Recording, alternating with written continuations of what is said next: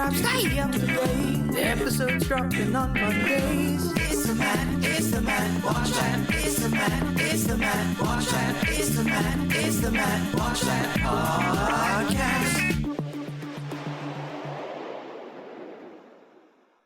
Hey there, and welcome to the Matt Watch That podcast. I'm your host, Matt Seroski, filmmaker, film fan. Each episode, I'm going to review a movie or TV pilot that I probably should have seen but never got around to. It could be a recent favorite, critic's choice, or cult classic. Everyone can join in on the fun. Follow me on Twitter, Instagram, and Facebook at Matt Seroski. You can subscribe to my YouTube page where I'll post videos and clips from the show. If you have any opinions on what I've reviewed or suggestions as to what I should see next, use the hashtag MattWatchThat on social. Before we start, if I sound a little different on this episode, it's because I'm having a midlife crisis. And I decided to get Invisalign because there was a small gap between my bottom teeth, a little off to the side. It wasn't significant. We're not talking about Madonna or Michael Strahan. It never really bothered me because I'm not looking at myself. I avoid mirrors like a vampire, and I don't have enough of an ego to take selfies. But working remotely and connecting with friends, I've had to appear on camera, so you can't get around seeing your own face. And I'm a bottom talker, meaning my bottom teeth are more visible when I talk, so Mr. Gap looked like the Grand Canyon to me. I decided, if I'm lucky, I'm gonna live another 40 years, so why not fix it so when I look in the mirror, I don't go, ugh.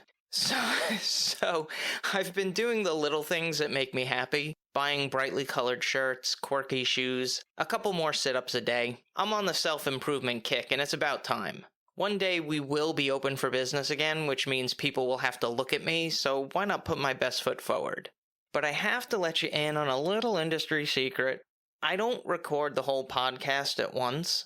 As ideas come to me, I write down some notes, turn on the mic, and do it in the moment. So the playback and recommendation sections were recorded months in advance because they were originally going to go in an earlier episode, but I decided to switch things up.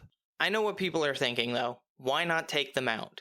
Well, I'm supposed to wear them for 22 hours a day, and if I have to remove them, I'd rather be eating a black and white cookie versus speaking on the mic. And let's be honest, I've never had perfect diction on this thing, but if I sound more like a slurry, slurpy mess, that's the reason. Alright, on to the main attraction. Each review will end with a ranking out of 5 stars. 1 star is skip it, 2 stars watch at your own risk, 3 stars standard fare, 4 stars worth checking out, and 5 stars must see. Now if I give a title 5 stars, it doesn't mean I'm comparing it to Casablanca or Jaws or Seinfeld. I rank titles based on other movies or TV series in that genre and at that time period. So let's jump into it. I'll keep the spoilers to a minimum, tangents to a maximum. These are my ruminations and observations of the movie Point Break from 1991. That term refers to where the waves hit a point of land or where the shoreline extending into the sea creates a headland. Thanks to LearnToSurfKona.com for that definition. It was directed by Catherine Bigelow, who would go on to helm K-19, The Widowmaker, Zero Dark 30, Detroit, and she was the first woman to receive the Best Director Academy Award for The Hurt Locker. The screenplay was written by W. Peter Iliff, who scribed Patriot Games, Varsity Blues, and Under Suspicion. It was based on a story by W. Peter Iliff and Rick King. Here's a quote without context. "Last time you had a feeling, I had to kill a guy. And I hate that. It looks bad on my report." So we meet Johnny Utah, a rookie special agent trained at Quantico, who gets transferred to the Los Angeles office. He's shown the lay of the land by the FBI director Ben Harp, who's no nonsense and by the book. He introduces Utah to his partner, Angelo Pappas, a grizzled veteran who's not thrilled to be saddled with the newcomer. Keanu Reeves portrays the young and eager Johnny Utah, balancing a go-get-em ambition with a reserved demeanor. He's been in Speed, The Matrix, and John Wick. Gary Busey plays his partner, Angelo Pappas, who's had 22 years in the field. He appeared in Lethal Weapon, Under Siege, and the Buddy Holly story. They have a combative relationship at first. Pappas is initially annoyed by Utah's persistence, but that attitude gives him a bit of a spark. He's no longer going through the motions with the job. They also found commonality in their dislike of their boss, Ben Harp, acted by John C. McGinley from Scrubs, Highlander 2, Electric Boogaloo, and Platoon. A group of thieves called the Ex-Presidents robs a bank wearing masks of Reagan, Carter, Johnson, and Nixon. They've hit 27 banks in 3 years and complete the task in 90 seconds or less. Utah and Pappas investigate the drop car from the heist for any clues. Angelo discloses his theory that the ex-presidents are surfers, an idea that had been laughed at by others in the office. And if you're a viewer, you're kind of like, whoa, that's a twist. He points to the evidence, including the perpetrator's tan lines, soil samples, and the presence of carnauba wax used for traction on boards. In reviewing the cases, they figure out that the robbers only hit banks in the area from June to October during surf season. They have 1 month left before the ex-presidents leave and hit another city with bodacious waves. Pappas convinces Utah to go undercover to infiltrate the surfing community, but there's one problem. He doesn't know how to surf. When he gets hit by a gnarly wave, he's assisted to shore by Tyler. She's attractive but has an edge. She's portrayed by Lori Petty from A League of Their Own, the cult classic Tank Girl, and the family-friendly Free Willy. Johnny sees her as a way into the surfing community. He gets her license plate number and looks her up in the system. He finds out that her parents are deceased and uses that information to earn her trust. He goes to her place of employment and asks her to teach him how to surf. At one of their lessons, we get our first look at Bodie, who's hanging 10. They were an item at one point, but his search for the extreme was too much for Tyler. He's played by Patrick Swayze, who's known for Dirty Dancing, Roadhouse, and Ghost. Introductions are made and Bodie invites Johnny to hang out with them, which leads to a football game on the beach. Now for a little trivial trivia. The football game was filmed at Leo Carrillo State Beach in Malibu, which was also the location of the bonfire and soccer scrimmage in The Karate Kid. Bodie is impressed with Utah's football skills and recognizes him from television. He played for the Ohio State Buckeyes, All-Conference, number 9, defeated SC at the Rose Bowl 3 years ago. This is my odd movie observation. Isn't it a bad idea for someone to go undercover who's been on TV? Tough to be an undercover cop when you've been on the most televised college football game. The ex-presidents have robbed 2 more banks, and a hair sample was retrieved at the last crime scene, which contains certain traces of toxins. Pappas and Utah go around to the beaches and collect hair samples from the surfers to pinpoint where the ex-presidents hang out. Yeah, that's kind of a stretch. At one beach, Johnny ticks off some of the locals and gets his keister handed to him. He believes that this group might be responsible for the bank robberies and decide to tail them. But are Pappas and Utah catching the right wave, or will this lead to a wipeout? Point Break is a curious movie to me. I felt like it couldn't decide if it wanted to be a serious police procedural, extreme sports documentary, or spiritual retreat. It has more personalities than Sybil, but that's better than being boring and having no personality, right? I like the opening sequence because it bounced back and forth between slow-motion beauty shots of surfing with fast-cutting police target practice training.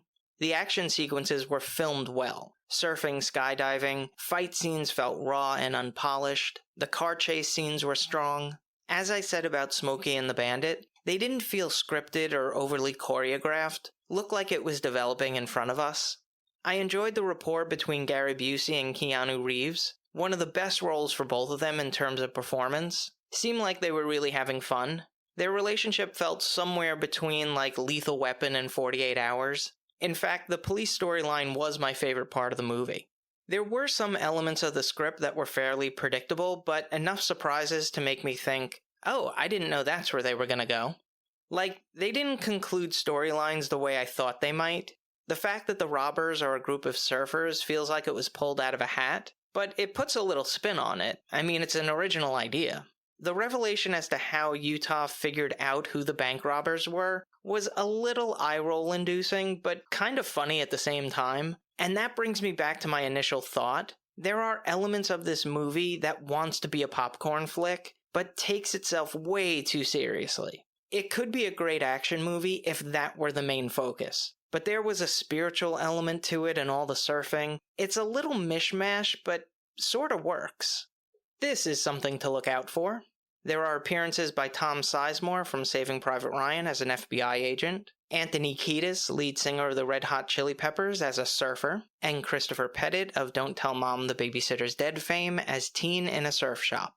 The cinematography was captured by Donald Peterman, whose filmography includes When a Stranger Calls, Cocoon, Men in Black, and was nominated for 2 Academy Awards for Flashdance and Star Trek IV: The Voyage Home. It was edited by Howard E. Smith, who's known for The Abyss, Glengarry Glen Ross, and Dante's Peak. The score was composed by Mark Isham, who wrote the music for Little Man Tate, Quiz Show, Crash, and was nominated for an Academy Award for Best Music Original Score for A River Runs Through It, and won a Primetime Emmy Award for Outstanding Main Title Theme Music for Easy Streets. Yeah, I never heard of it either.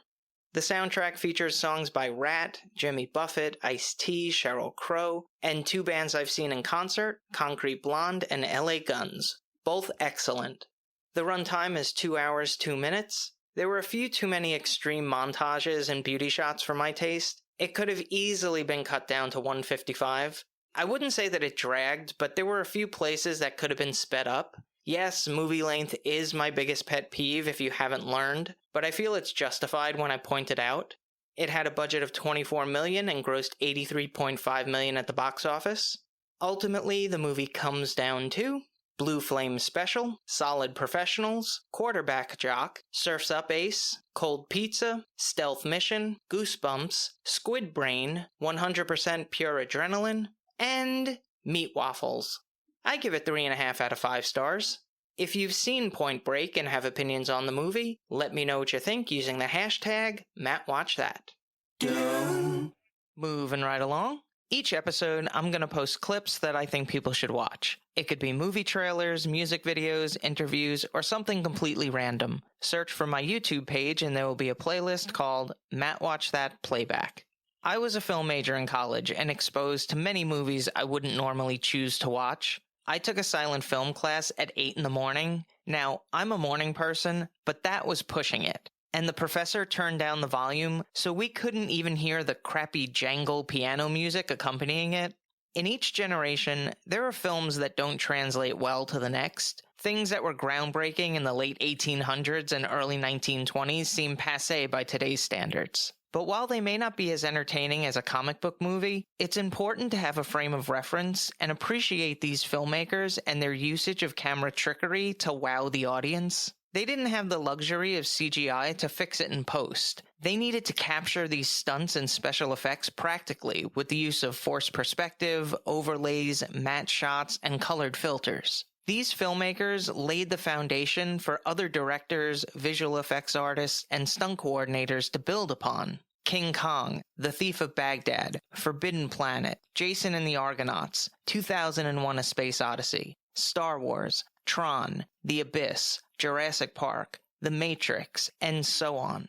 I think in the past few years, there has been too much reliance on CGI in movies. I believe the visual effects should mesh with the scenes to enhance the films. They should be the steak sauce, not the steak. There's something about the ability to see and feel the set that can't be replicated with computers. As an actor, it's more awe-inspiring to walk onto a set beautifully crafted by carpenters than walking into a room painted green. The movie industry would benefit from taking a step back and appreciating the artistry and innovation of silent films. I've posted a video entitled How Silent Movie Special Effects Were Done on the Matt Watch That Playback playlist. Check it out. Now it's time for the recommendation. Yes, that's the word recommendation with Matt in the middle. I'm going to end each podcast with my own recommendation of a movie or TV series. Today I'm talking about Killer Clowns from Outer Space. Not much needs to be explained. It's pretty much all in the title. Now, I've never been afraid of clowns, and none of these brightly colored hooligans will strike fear into your heart, but I don't think it's meant to. The movie works better on the level of being a campy comedy. Many of the actors are unknown, but it does include Royal Dano, who had a long career and somewhat legitimized the movie with his appearance. It also includes the first role for stand-up comedian Christopher Titus, so keep on the lookout. The film uses practical effects, which, as you can tell, is my preference. The main theme was performed by punk band The Dickies and is catchy as hell. I think the Kyoto brothers who wrote and directed had intimately studied clowns because they include all the tricks in their act. My favorite scene is when Spiky the Clown was on the hunt for 2 teenagers, so naturally he created a balloon animal dog to track them down. There has been a highly anticipated sequel in development hell for a few years. The rights are now with the Sci-Fi Channel, and I hope they're able to franchise it. I would look forward to a Killer Clowns TV movie released annually around Halloween. See why the movie has garnered a cult following? Killer Clowns from Outer Space is currently streaming on Netflix, YouTube, Roku, and Tubi. The Blu-ray is available on Amazon and packed with special features. That's all for this edition of Matt Watch That. Thanks for listening to me lisp. You can follow me on Twitter, Instagram, and Facebook at Matt Seroski. You can subscribe to my YouTube page where I'll post videos and clips from the show. If you have any opinions on what I've reviewed or suggestions as to what movie or TV pilot I should see next, use the hashtag MattWatchThat on social. I plan on having interactive elements, so follow, subscribe, and like for all the latest news, updates, and polls. Until next time, adios, amigo.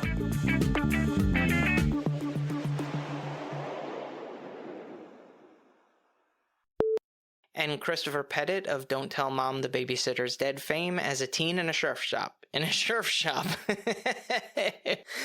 I almost sound like the beaver from Lady and the Tramp. It's swell! Follow me on Twitter, Instagram, and Facebook at Matt Seroski. Oh, that was very drooly. It was directed by Catherine Bigelow, who would go on to helm K-19 The Widowmaker, Zero Dark Thirty, and Christopher Pettit of Don't Tell Mom the Babysitter's Dead fame as a teen in a surf shop. And oh shit, whoopsie! I did it again.